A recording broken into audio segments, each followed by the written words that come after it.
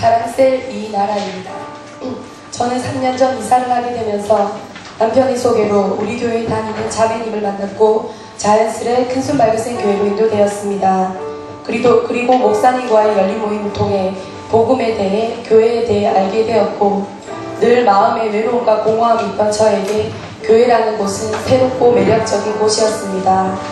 그 당시 우리 교회에서 결혼한 사람 중에는 제가 제일 어렸기에 많은 형제 자매님들이 성김과 사랑으로 교회에 잘 정착하게 되었습니다. 그리고 교회에 등록하자마자 아무것도 모른 채 양육훈련을 받게 되었습니다. 교회에 다니고 훈련을 받으면서 저는 참 많은 것이 변했습니다. 예전에 저는 굉장히 소심하고 낯선 사람과는 말하는 것도 힘들어했는데 사랑의 공동체 안에서 복음의 능력은 제 성향까지도 바꾸어 놓았습니다. 그렇게 제 신앙은 특별한 방해나 문제 없이 잘하고 있었습니다.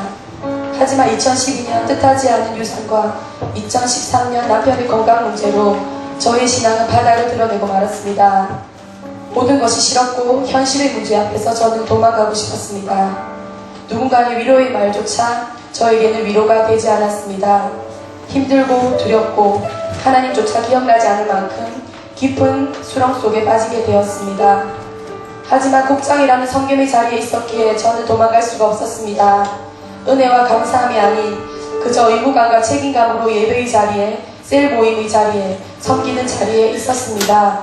저의 의지와 상관없이 그저 있어야 할 자리에 있으니 하나님은 조금씩 저를 회복시켜 주는 듯 했지만 처음 뜨거웠던 마음과 열정은 완전히 회복되지 않은 채 정체되어 있는 신앙 앞에 저는 강력한 변화가 필요함을 느끼고 있었습니다.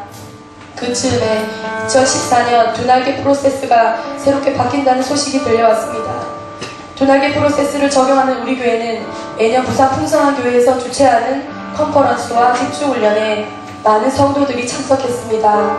하지만 저는 그동안 한 번도 참석하지 못했습니다. 아니, 참석하지 않았습니다. 마음속에 사모하는 마음이 없었다는 것이 솔직한 저의 마음입니다. 다녀오신 분들이 간증은 언제나 풍성했지만 어린아이를 두고 며칠이나 떨어져 있을 자신이 없었습니다. 그리고 목사님께서 잘 훈련시켜 주시는데 굳이 부산까지 갈 필요가 있을까라고 생각했습니다. 하지만 1단계에 다녀오신 분들의 간증을 들으며 나도 한번 가볼까라는 마음이 들었습니다. 솔개가 40년을 살다가 30년의 삶을 더 살기 위해 오랜 시간 동안 자신의 낡은 부리와 발톱, 깃털을 뽑아내듯이 저도 정체된 신앙 앞에 몸부림이 필요했습니다. 저는 많은 분의 건의와 기도로 참석하기로 결단하였고 5월 12일부터 5월 15일까지 3박 4일 동안 집중훈련 2, 3단계에 가게 되었습니다. 원래 1단계 훈련을 참석하지 않으면 다음 단계인 2, 3단계에 갈 수 없는데 이번에만 특별히 1단계에 오지 않은 사람도 참석할 수 있도록 하나님께서 인도해 주셨습니다. 집중훈련을 가기 전부터 사소한 영적 전쟁은 끊이지 않았습니다. 하지만 남편의 많은 배려로 잘 이겨낼 수 있었고 남편에게 아이를 맡기고 편한 마음으로 갈 수 있었습니다. 가고자 하는 간절한 마음이 있다면 모든 환경을 열어주시는 하나님을 다시 한번 경험하는 시간이었습니다. 드디어 말로만 듣던 풍성한 교회에 도착하여 본당에 앉아 기도를 했습니다. 그 순간 감사함과 감격이 밀려와 눈물이 쏟아져 내렸습니다. 누구나 올 수 있지만 아무나 올 수 없는 집중훈련의 자리로 불러주심이 감사 또 감사했습니다. 어떻게 온 집중훈련인데 대가 지불한 것보다 100배나 많은 것은 얻어가야 한다는 각오로 임하였습니다. 새로 바뀐 프로세스는 훨씬 더 강력했습니다. 정말 대박이란 말밖에 나오지 않았습니다. 메시지를 들을 때마다 큰숲 가족들의 얼굴이 떠올랐습니다. 나 혼자 듣기에는 너무나 아까운 마음이 같이 왔으면 하는 얼굴들이 많이 떠올랐습니다. 그리고 현재 새가족 국장을 맡고 있는 저는 2, 3단계의 내용 중 새가족 정착 사역에 관한 강의가 있어서 더 값진 시간이었습니다. 김성보 목사님께서는 끊임없이 신앙생활의 기본에 대해 말씀하고 계셨습니다. 기본이 튼튼하지 못한 사람은 시련이 왔을 때 무너진다고 하였습니다. 저도 교회 안에서 여러 가지 이름으로 섬기고 있지만 내 열심으로만 사역한 것은 아닐까? 내 신앙의 기본은 어떠한가를 돌아보게 하셨습니다. 시시하게 예수 믿는 것만이 아니라 그리스도의 장성한 분량으로 성장하고 싶다는 갈망이 생겼습니다.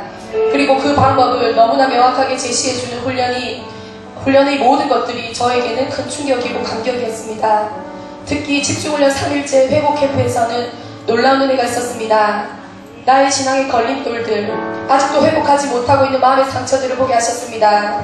그리고 마음의 상처가 결국 병이 되어 반복적이고 습관적인 죄를 짓고 있다는 것을 깨달았습니다.